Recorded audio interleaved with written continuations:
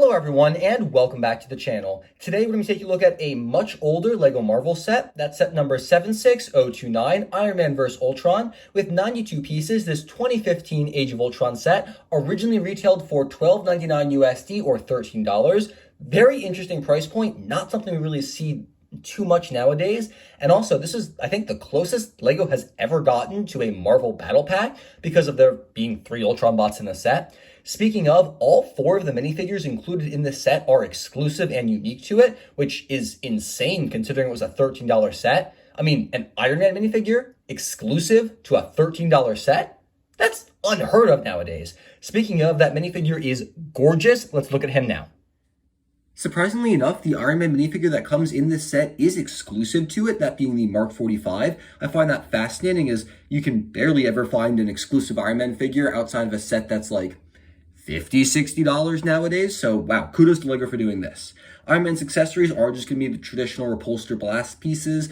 Back when they didn't have like the fancy molded ones, you did a couple of extra those in the set as well if you wanted to use them. The Iron Man minifigure is incredibly well detailed, featuring both torso and leg printing, which is very, very continuous. This uses the original style of the Iron Man mask, so it does flip up to reveal Tony Stark's face on one side, and then an angry, upset expression on the back. You can also see the back printing there. A really great minifigure, and I love the detailing on the side of this helmet. In fact, I just love this helmet so much more than the new one. A great minifigure, one that certainly continues to stand out to this day.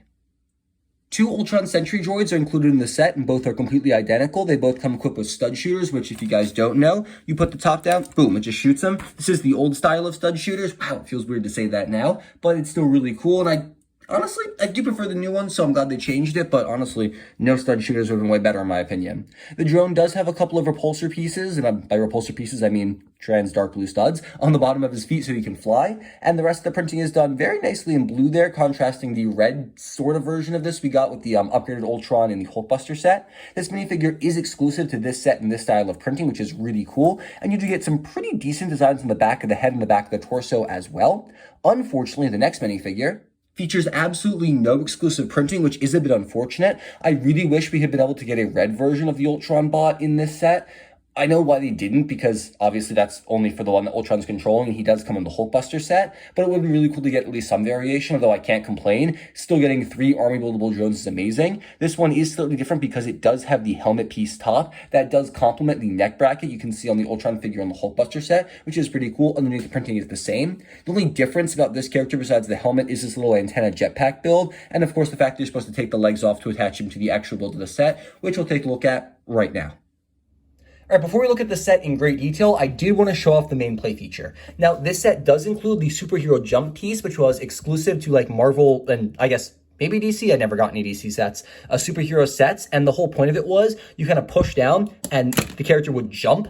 And it's a really fun play feature, especially with characters like Iron Man because he's kind of flying. It's pretty good with Cap too. But the whole point is you're supposed to like jump him, and he's supposed to hit this Ultron bot and knock him out of the cockpit. The character is only secured in there by this droid arm piece, and so when it comes down, it locks him in. Iron Man's supposed to like flick him out and knock him out, and that's the whole point of that play feature. Does it work? Not really. Is it fun as hell to try? Absolutely, I do love that so much. Aside from that, here's the build of the set.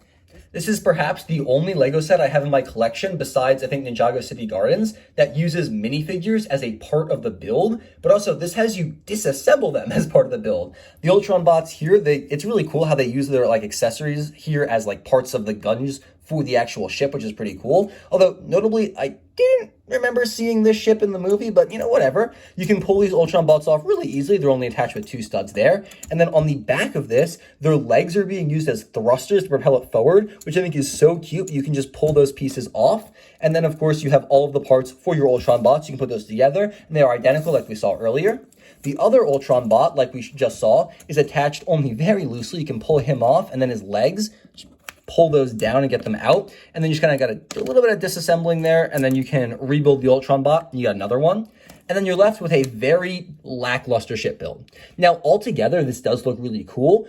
It's a bit goofy seeing the legs down here and the body up there, but it is a nice ship and it's got some smooshability considering this like handle on the back you can hold from. It's sturdily built and that's not coming apart. There's some nice plate usage underneath. And the fins here, they're on hinges, so you can move them up and down however you want. You can lay it flat, you can have it sit upright, you can put these however you want. It's a pretty versatile build and I really appreciate the fun play feature. And if it comes with 3 Ultron bots and an Iron Man, I don't care what the build looks like. The minifigures sell this for me 110%.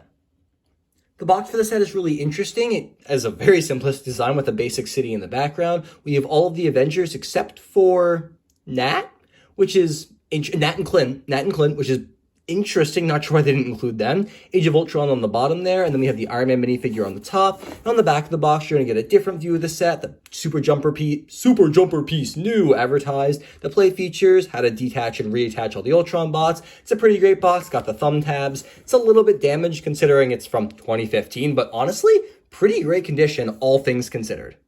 The instruction manual for the set is interesting and much larger than I would have expected. You got the Lego Avengers up top, and then on the back, you got the Wind Pirate, which is pretty cool. You have an advertisement for the other Age of Ultron sets, minus, of course, the Winter Soldier retail exclusive one, which is a bit unfortunate. Pretty great advertisement there with the other sets, though. I really love the way that looks. There's a lot more Ultron bots in the air than do come in the physical sets. You got the parts lists here, along with an advertisement for the Super Jumper, how to detach all of the Ultron bots.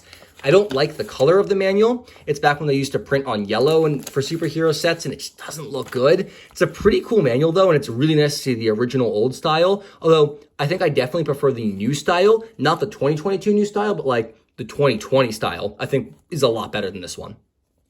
Overall, this set gets an absolute 9.5 out of 10 from me. I really want to give it a 10 out of 10, but because the build never appeared in the movie, it's not accurate, and I can't give it the 10, like the full 10 score, but darn do I want to. I love this set. If this was still 2015, I'd tell you to go out and buy like 6 of these, but nowadays it's going to cost you about like $20 used on Bricklink, so I'd probably recommend getting one if you don't have it, just to add it to your collection for all the exclusive characters, but don't go too crazy. This is a really great set though, and I really do love it, and I'm very happy to finally be able to add it to my collection. That's all I really got for you guys today. Make sure to leave your thoughts in the comment section down below. Thank you all so much for watching. I'll catch you all in the very next video. Don't forget to guess which other Age of Ultron set I did end up buying. And have a fantastic and safe rest of your day.